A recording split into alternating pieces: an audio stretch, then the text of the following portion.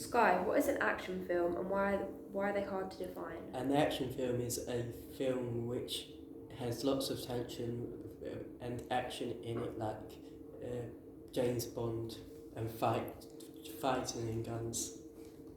And what are the problems of defining an action film, Harrison?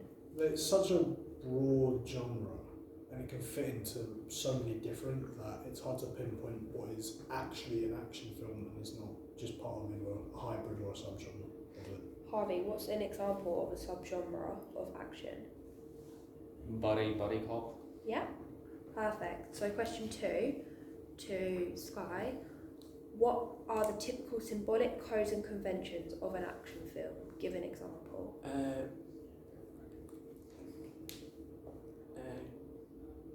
Mid-shots. Mid-shots? Yeah. Okay, so is that a technical or a symbolic one? Camera one. That's a camera one, okay. So with Harrison, what does symbolic include? It's normally kind of good versus evil. Okay, in terms of a narrative? Yeah, Yeah. bringing a bad guy down. Okay, and Harvey, either mise-en-scene or characters, because we've done narrative. So what's an example of a mise-en-scene or characters code and convention? Normally, well, there's obviously the villain, mentor, the one that is taught by the mentor to the protagonist. Perfect. Okay, so then going back to what you said a minute ago, Sky, what are the typical technical codes and conventions for a film, action film? Parallel editing. Parallel editing, yeah, perfect. Did you see that in any of the trailers that you watched? Yes. Yeah. Okay. Harrison? It's either a lot of CGI or none. Okay. It's either one or the other. Have you got an example of a subgenre that contains a lot of CGI? Superhero subgenre, for example, Avengers Endgame is just mostly CGI and green screen work, and that while a film like James Bond is going to be more practical effects. Perfect. And then Harvey, one of the symbolic codes and conventions.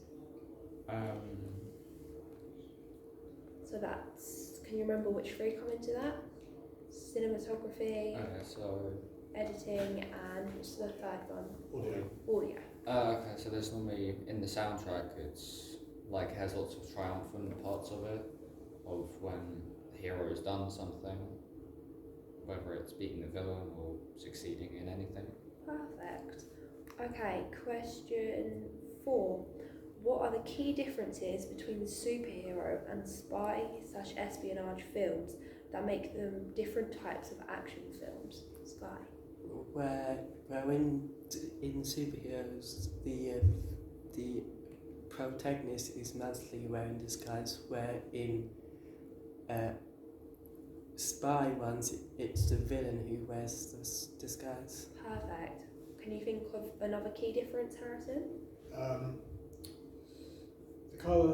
The costumes of superheroes are normally quite colourful, bright, stand out, very dramatic, while a spy is normally going to wear like a suit or casual clothing so they can kind of like disappear, like hide in plain sight kind of thing. And is costumes symbolic or technical codes and conventions? Symbolic.